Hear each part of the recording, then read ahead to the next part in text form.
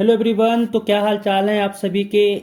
उम्मीद करते हैं सब अच्छे से होंगे और आप लोग एग्ज़ाम की तैयारी भी में जो मैथमेटिक्स का एग्ज़ाम है उसका भी तैयारी आप लोग अच्छे से कर रहे होंगे, है ना। ये तो उम्मीद हम कर ही सकते हैं।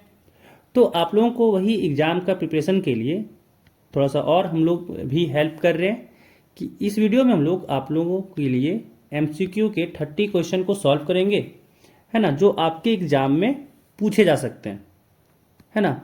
तो याद रखिए एग्ज़ाम के लिए वीडियो आप लोगों के लिए काफ़ी इंपॉर्टेंट रहेगा। आप लोग शुरू से अंत तक देखिए और क्वेश्चन को देखिए कैसे सॉल्व करें, कैसे आप लोग अटेम्प्ट क्वेश्चन को कर सकते हैं, ठीक है। तो इसी बेसिस पे आप लोगों के लिए इंपॉर्टेंट रहेगा, क्योंकि आप लोगों को यहाँ पे सीखने को मिलेगा कि कैसे आप लोग एमसीक्यू क्वेश्चन में टाइम बचा सकते हैं, है ना। क्योंकि देखिए एमसीक्यू में तो आपका प्रोसेस कोई चेक करेगा है नहीं कि कैसे आप बना रहे हैं। आपको तो वहाँ पे बस वहाँ पे ये बताना होगा ना कि क्या आपका आंसर होगा। तो आप लोग कहाँ पे टाइम बचा सकते हैं ये चीज़ यहाँ पे आप सीख सकते हैं, ठीक है। तो वीडियो को शुरू से लेके आखिर तक देखिए, आपको बहुत सारी चीज़ें नई नई सीखने को मिलेंगी। और वीडियो में आगे जाने से पहले बताना चाहते हैं कि अगर आप हमारे चैनल पे नए हैं तो चैनल को सब्सक्राइब कर लीजिए, है ना। और अपने फ्रेंड के साथ भी शेयर कर दीजिए ताकि उन्हें भी ये वीडियो देखने को मिले। चलिए शुरू करते हैं क्वेश्चन बनाना। पहला क्वेश्चन यहाँ पे है कि 156 का अभाज्य गुणनखंड, है ना, अभाज्य गुणनखंडों के गुणनफल के रूप में लिखा जा सकता है, ठीक है। तो देखिए 156 को लिखते हैं। याद रखिए पहला क्वेश्चन ऐसे ही स्टार्ट होगा आपका एक बोर्ड पेपर में, है ना। अभाज्य गुणनखंडों के गुणनफल के रूप में ही लिखा जाना है। तो देखिए यहाँ पे 2 से अगर भागा दिए तो कितना हो जाएगा। यहाँ पे 7 दूनी 14, 8 दूनी 16 हो गया। फिर 2 से 78 है तो 78 को दिए 2 से भागा तो 3 दूनी 6 हुआ, 9 दूनी 18 हुआ, 39 आ गया। 3 से अब भागा देंगे तो 3 से भागा दिए तो ये 13 बार में गया। यानी जो इसको 56 के लिए लिख सकते हैं 2 गुने 2 गुने 3 गुने 13, यानी ऑप्शन हो जाएगा यहाँ पे बी, ठीक है। पहला का ऑप्शन बी हो गया करेक्ट आंसर। चलिए अगला देखिए, कह रहा 6/15 का दशमलव प्रसार कैसा है ना। तो इसका आंसर हो जाएगा आपका बी। इसका आंसर में आपका आ जाएगा, हाँ बी कह रहे हैं, मतलब ए शांत हो जाएगा। देखिए कैसे, तो 6/15 है ना। देखिए अगर इसको देखें तो 3 से भागा जाएगा, 3 दूनी 6 और 3 पंजे 15, यानी यहाँ पे हो गया 2/5। और हम लोग जानते हैं कि अगर हर में 2 के पावर m और 5 के पावर n का नंबर है ना, इसी के मल्टीपल में रहे तो वो शांत होता है, ठीक है। तो शांत हो जाएगा। यहाँ पे देख सकते हैं नीचे जो आपका हर है ये इसी तरीके से है, ठीक है। चलिए अगला सवाल देखिए। अब तीसरा में कह रहा है कि किसी बहुपद px के लिए ग्राफ आकृति में दिया गया है, बहुपद के शून्यकों की संख्या निम्न में से चुने। अब देखिए इस ग्राफ को अगर हम लोग देखें तो यहाँ पे कितना आपके पास दिख रहा है कि जो एक्स एक्सिस को कट कर रहा है। क्योंकि ध्यान दीजिए अगर आपको शून्यक निकालना है बहुपद के ग्राफ के द्वारा तो एक्स एक्सिस को वो ग्राफ जितना बार कट कर रहा होगा उतना ही शून्यक होगा, ठीक है। अब यहाँ पे गिनिए कि कितना बार एक्सिस को कट किया। तो देखिए 1 2 3 4, टोटल 4 बार कट कर रहा है। तो एक्स एक्सिस को टोटल 4 बार कट कर रहा है, इसीलिए इसका जो शून्यक होगा वो 4 हो जाएगा। इसके पास जो शून्यक का संख्या होगा वो 4 हो जाएगा, ठीक है। चलिए अब अगला सवाल देखिए। चौथा सवाल कह रहा है कि द्विघात बहुपद x² - 7x + 12 के शून्यकों का योग निम्न में से चुने। तो देखिए यहाँ पे जो x के साथ गुना रहता है ना उसी को कहते हैं शून्यकों का योग। ध्यान रखिए कि अगर ax² + bx + c बराबर या फिर ये px है, ये कोई बहुपद द्विघात बहुपद px है, ठीक है। तो इसका जो शून्यक का योग होता है वो होता है, मान लो कि इसका 2 शून्यक अल्फा है और एक बीटा है, तो जो शून्यक का योग होगा वो हो जाएगा -b/a। -b/a होता है, ध्यान रखिए, ठीक है ना। तो -b/a यहाँ पे अगर देखें तो यहाँ पे अगर देखिए b कितना है -7, तो माइनस ऑफ माइनस का 7 हुआ बटा a कितना हो जाएगा 1, तो माइनस माइनस हो गया प्लस यानी 7 हो गया। बताए थे ना कि जो x के साथ गुना होता है ना उसी के साथ आता है। अब माइनस में होगा प्लस में होगा वो तो फिर बाद की बात बताएंगे, इसी के साथ आएगा, इतना ध्यान रखिएगा, ठीक है। तो -b/a हो गया, यानी यहाँ पे कितना आ गया 7 आ गया। तो यहाँ पे चौथा का हो गया आंसर बी। चौथा का हो गया यहाँ पे आंसर बी। ठीक है, चलिए अगला सवाल देखिए, पांचवा नंबर। पांचवा नंबर कह रहा है कि रेखिक समीकरण युग्म दिया हुआ यहाँ पे, कह रहा है इसका कोई हल नहीं होगा यदि, तो इसका आंसर हो जाएगा ए। इसका आंसर हो जाएगा ए कि a1 बटा a2 बराबर हो b1 बटा b2 के, और ये अगर बराबर ना हो c1 बटा c2 के, तो इस रेखिक समीकरण युग्म का कोई हल नहीं होगा। ठीक है, चलिए अगला सवाल देखिए। अगला सवाल यहाँ पे कह रहा है कि समीकरण यहाँ पे दिया हुआ दो, कह रहा है कि द्वारा निरूपित रेखाएं संपाती है, समानांतर है, प्रतिच्छेदी है या फिर लंबवत है। तो निकाल के देख लेते हैं ना। अगर इसमें देखें तो a1 बटा a2 क्या हो जाएगा, a1 यहाँ पे 1 है बटा a2 यहाँ पे 3 है, तो लिख दो 1 बटा 3 हो जाएगा। अब यहाँ पे अगर देखें, ये तो a1 बटा a2 आया, अगर b1 बटा b2 निकाल लें तो यहाँ पे कितना है, -1 है, और यहाँ पे अगर देखें तो माइनस का 2 है ना, बटा में माइनस का 2 है, माइनस से माइनस कटा, और देख सकते हैं कि a1 बटा a2 और b1 बटा b2 आपस में बराबर नहीं है। तो अगर a1 बटा a2 ये बराबर नहीं होता है b1 बटा b2 के, तो इसमें डायरेक्ट आंसर कर देते हैं कि ये प्रतिच्छेदी होगा। ठीक है, इसमें डायरेक्ट आंसर कर देते हैं कि ये प्रतिच्छेदी होगा। सही है, चलिए अगला सवाल देखिए। अब चलिए अगला सवाल देखिए। अगला सवाल यहाँ पे है, अगला सवाल यहाँ पे है कि समीकरण युग्म यहाँ पे दिया हुआ है दो का बोला हल क्या होगा, है ना। इसका बोला जा रहा है कि हल क्या होगा। तो देखिए हल निकालना है, सिंपल सा क्या करते हैं ना कि उठाते हैं इसको और रखते हैं। देखो इस तरह के टाइम बचाने के लिए ना डायरेक्ट रख दीजिए या फिर सॉल्व भी कर लीजिए, आपकी मर्जी, ये आपकी मर्जी है कि आप सॉल्व करके निकालिए या फिर उसको रख के वैल्यू निकालिए। मेरा जहाँ तक रहता है कि भाई हम तो डायरेक्ट रख देते हैं वैल्यू और निकाल लेते हैं। देखिए यहाँ पे ऐसा दें वैल्यू कि भाई इसको सेटिस्फाई तो करना चाहिए ना। तो देखिए अगर x इक्वल टू 1 और y इक्वल टू 4 लें तो यहाँ पे क्या हुआ, 2 गुने 1 2 प्लस 4 6 हो गया, और यहाँ पे कर लें तो 5 गुने 1 5 माइनस में 4 किए तो 1 हो गया, यानी दूसरा नंबर आंसर हो जाएगा, दूसरा नंबर आंसर हो जाएगा, है ना। चलिए अगला सवाल देखिए। अगला सवाल देखिए, यहाँ पे कह रहा है निम्नलिखित में से कौन द्विघात समीकरण है ना। द्विघात समीकरण यहाँ पे पूछा जा रहा है कौन है।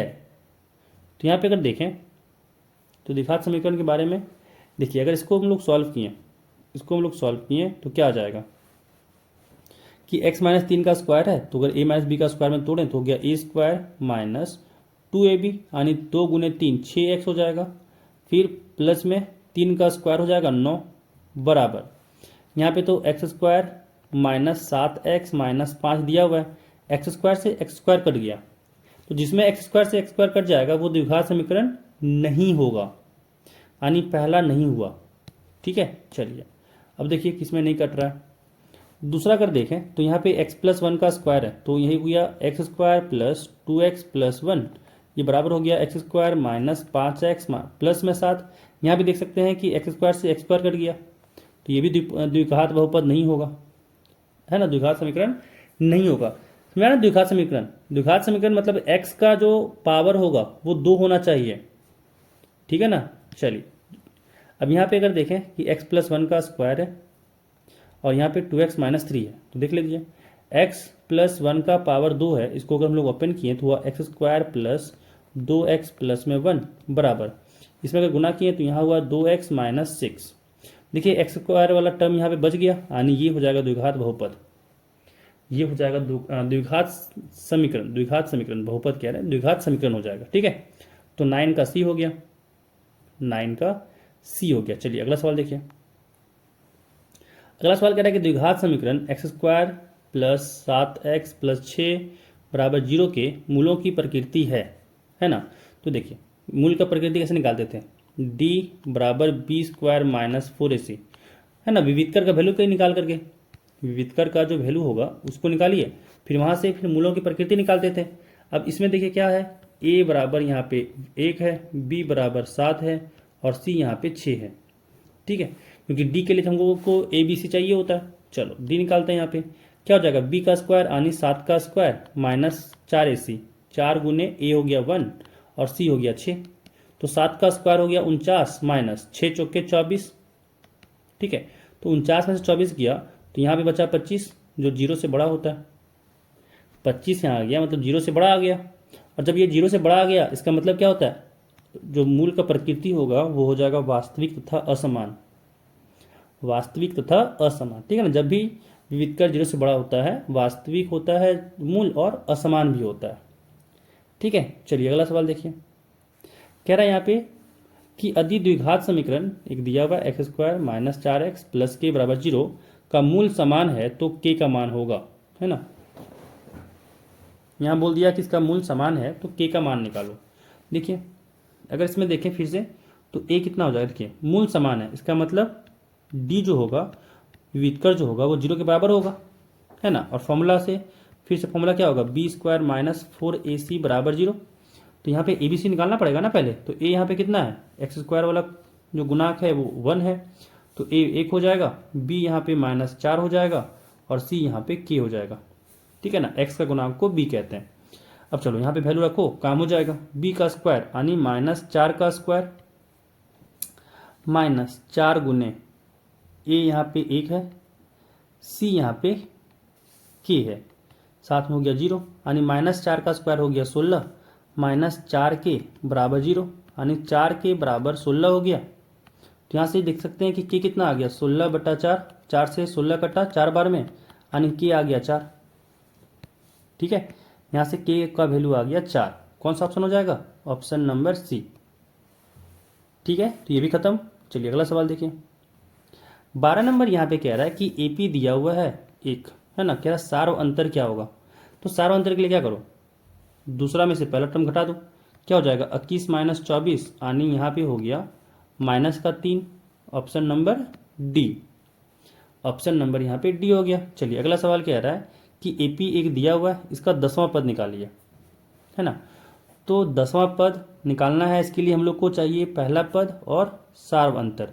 तो इसमें देखें तो पहला पद यहाँ पे 2 है, और अगर सार अंतर की बात करें तो 7 माइनस में 2 है तो कितना आ गया 5, 7 - 2 5 हो गया यानी सार अंतर यहाँ पे 5 हो गया।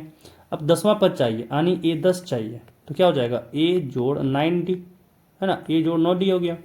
ए यहाँ पे 2 है प्लस 9D तो 9 गुने 5 कितना हो गया 2 जोड़ 9 पंजे 45 यानी 45 और 2 47 हो गया। तो यहाँ पे इसका आंसर बी हो गया, 13 का हो गया बी, ठीक है। चलिए अगला सवाल देखिए, कह रहा है समरूप त्रिभुज के संगत कौन, है ना।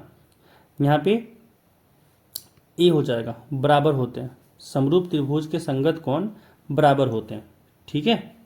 चलिए अगला सवाल देखिए, यहाँ पे अगला कह रहा है कि त्रिभुज ABC में अधि डी जो है वो समानांतर है BC के तथा BD 7.2 है, AE 1.8 है, EC 5.4 है। तो कह रहा है AD का मान क्या होगा, है ना। देखो क्या बोला कि ये दोनों आपस में समानांतर है ना। BD दिया हुआ है, BD कह रहा है 7.2 है, AE कह रहा है कि 1.8 है, EC कह रहा है कि 5.4 है। हम लोग को AD निकालना है। तो देखिए D जब भी पैरेलल हो जाए BC के, है ना, समानांतर हो जाए BC के, तो हम लोग यहाँ पे लगाते हैं थेल्स थ्योरम। थेल्स थ्योरम क्या कहता है कि AD बटा DB ये बराबर होगा AE बटा EC के। AD निकालना है, DB दिया हुआ है जिसका इसका वैल्यू दिया हुआ है भरो, DB यहाँ पे 7.2 है बराबर AE यहाँ पे 1.8 है और EC यहाँ पे 5.4 है, ठीक है। तो AD यहाँ से कितना निकल गया 1.8 बटा 5.4 गुने यहाँ पे हो गया 7.2, है ना, क्योंकि ये इधर गुना हो जाएगा, क्रॉस मल्टीप्लाई ना। देखिए एक पॉइंट से यहाँ ये पॉइंट उड़ा, ये पॉइंट के लिए यहाँ पे 10 आ गया, ठीक है। अब काटते हैं तो यहाँ पे 18 से कटा 54 3 बार में, है ना। 3 से 72 कटा, 3 से 72 कटा यहाँ पे 24 बार में, ठीक है। तो 24 बटा 10 हो गया 2.4 यानी AD तुम्हारा यहाँ पे आ गया 2.4 सेंटीमीटर, सी आंसर हो जाएगा, है ना। चलिए अगला सवाल देखिए 16 नंबर, कह रहा है त्रिभुज ABC में AB दिया हुआ है 6√3 सेंटीमीटर, AC दिया हुआ 12 सेंटीमीटर, BC दिया हुआ 6 सेंटीमीटर, तो कौन B है, यानी बी का कौन पूछा जा रहा है। ठीक है, तो देखिए अगर हम लोग यहाँ पे त्रिभुज डायरेक्ट बना ही लें, त्रिभुज डायरेक्ट बना ही लें, है ना। देखिए इसमें से सबसे बड़ा कौन है, 12, यानी यहाँ पे ये हो जाएगा 12। ठीक है ना।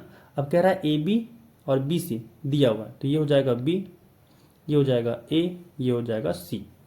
ए बी कह रहा है यहाँ पे 6√3 सेंटीमीटर है, और यहाँ पे बी सी कह रहा है कि 6 सेंटीमीटर है।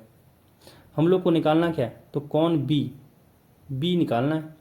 तो बी का आंसर तुम्हारा, बी का आंसर तुम्हारा यहाँ पे 90 डिग्री हो जाएगा, सी, है ना। बी जो है वो 90 डिग्री हो जाएगा, दिख रहा है, कोई दिक्कत, कोई दिक्कत। अच्छा कैसे बता दिए हम, कैसे बता दिए हम, ये ना जानना चाहते हो कैसे बता दिए। देखो देखो देखो देखो, यहाँ पे जो है वो पाइथागोरस सेटिस्फाई कर रहा है। कैसे, तुम लोग यहाँ पे जब भी देखें कि जो ए बी का स्क्वायर किए प्लस बी सी का स्क्वायर किए, तो क्या हुआ, ए बी का स्क्वायर हो गया 6√3 का स्क्वायर प्लस बी सी का स्क्वायर हो गया 6 का स्क्वायर। 6√3 का स्क्वायर का मतलब क्या हुआ, 6 का स्क्वायर 36 गुने √3 का स्क्वायर 3 प्लस 6 का स्क्वायर हो गया 36। कोई दिक्कत। अब देखो यहाँ पे 36 को अगर कॉमन ले लिए तो यहाँ हुआ 3 जोड़ 1, यानी यहाँ पे कह सकते हैं आ गया 36 गुने 4, और 36 गुने 4 किए तो ये हो जाता है 144, और 144 जो होता है ये 12 का स्क्वायर हुआ, यानी ये ए सी का स्क्वायर हो गया। तो ए बी का स्क्वायर प्लस बी सी का स्क्वायर ये ए सी के स्क्वायर के बराबर आ गया, मतलब पाइथागोरस सेटिस्फाई किया। तो यहाँ पाइथागोरस सेटिस्फाई किया, इसका मतलब ये एंगल कितना हो जाएगा 90। एक कौन समकोण होगा ना, पाइथागोरस अगर सेटिस्फाई किया यहाँ पे तो एक कौन समकोण होगा ना, तो 90 डिग्री हो गया, यानी यहाँ पे हो गया सी ऑप्शन। ठीक है, चलिए अगला सवाल देखिए, अगला सवाल देखिए,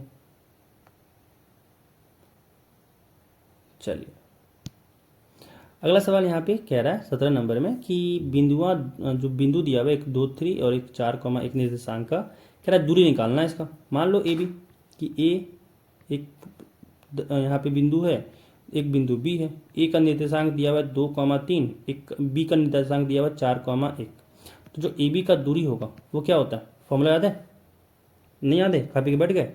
देखो फॉर्मूला था इसका कि x2 माइनस x1 का स्क्वायर जोड़ y2 माइनस y1 का स्क्वायर, क्या हो जाएगा रूट में, देखो 4 माइनस 2 का स्क्वायर, समझ में आ रहा है ना, जोड़ 1 माइनस 3 का स्क्वायर, कितना हो गया, देखो रूट के अंदर 4 माइनस 2 का स्क्वायर मतलब 2 का स्क्वायर, जोड़ 1 माइनस 3 का स्क्वायर यानी माइनस 2 का स्क्वायर।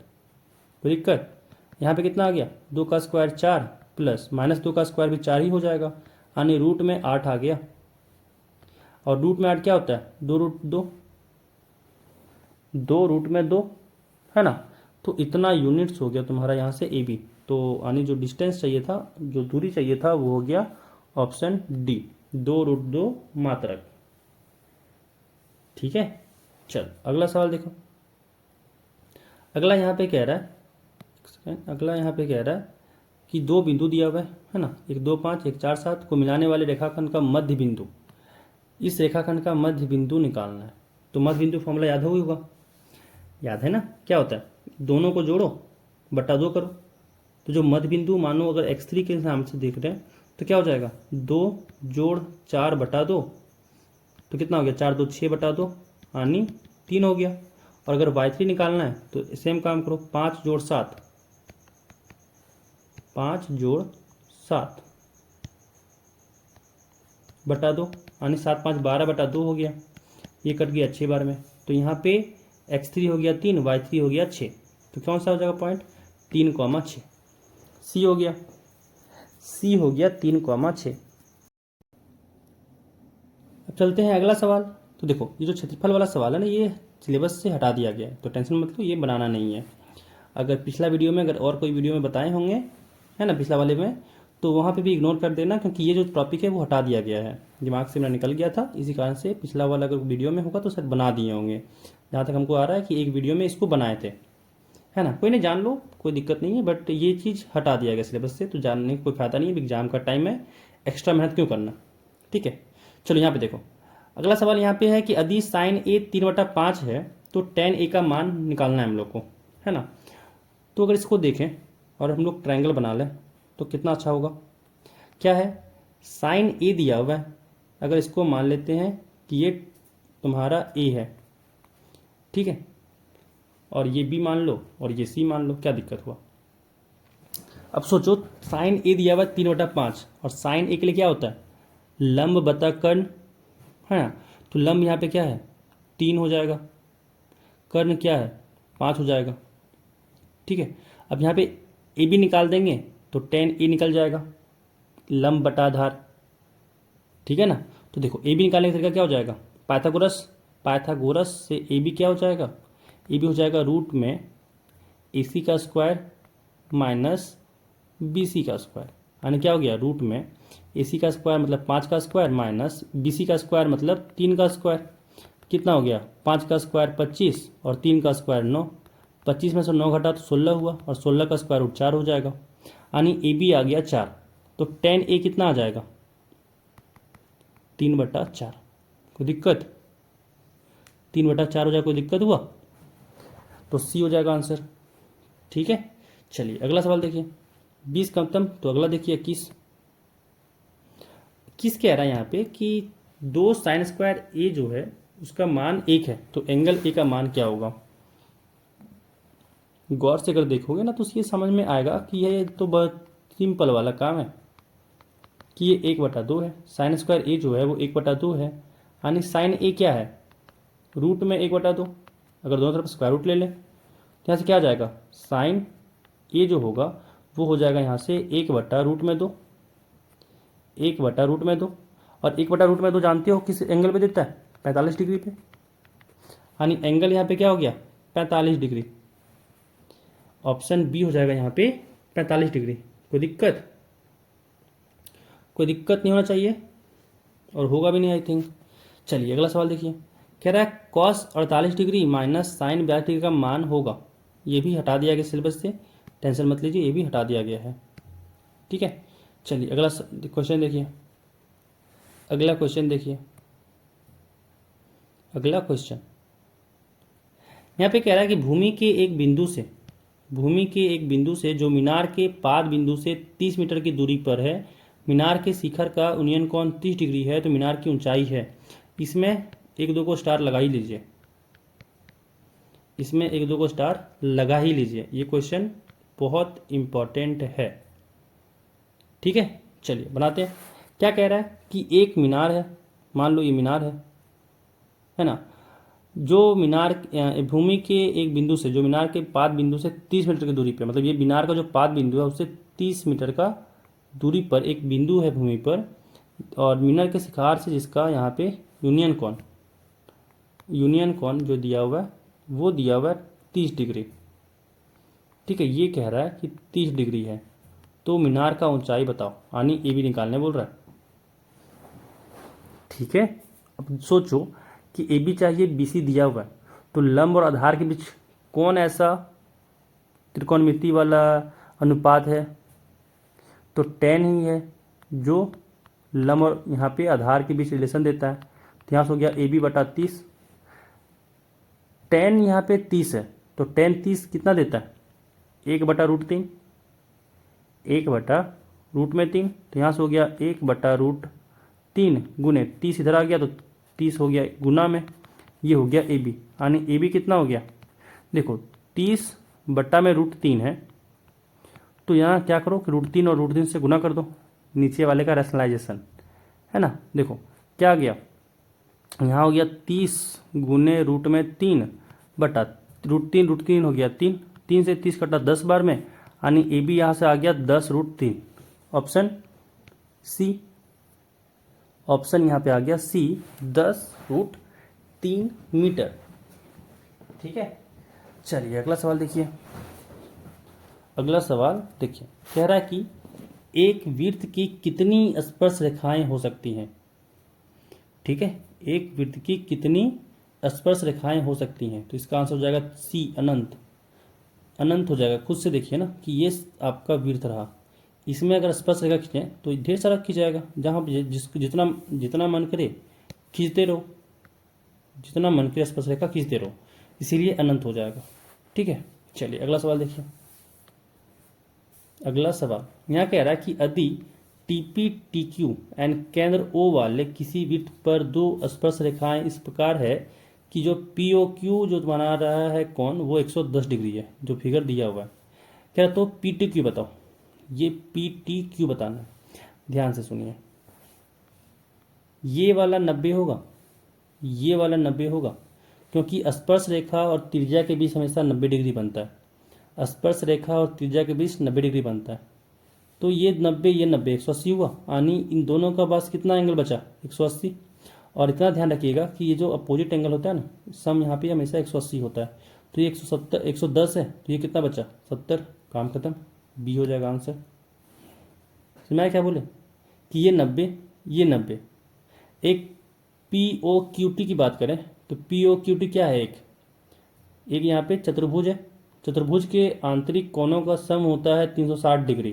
तो ये 90 ये 90 180 तो सही हट गया, तो बचा हुआ एंगल क्या होना चाहिए, दोनों का सम भी 180 होना चाहिए, है ना। तो 110 तो ये दिया हुआ है, तो ये कितना बचा इसके पास 70 डिग्री, आंसर हो गया। चलो ठीक है, अगला सवाल देखो। कह रहा यदि एक वृत्त का परिमाप और क्षेत्रफल संख्यात्मक रूप से बराबर है तो उस वृत्त की त्रिज्या है ना, उस वृत्त की त्रिज्या है। देखिए वृत्त का परिमाप क्या होता है, वृत्त का परिमाप होता है 2 पाई r, और कह रहा है ये बराबर है, ये बराबर है इसके क्षेत्रफल के, यानी पाई r स्क्वायर के।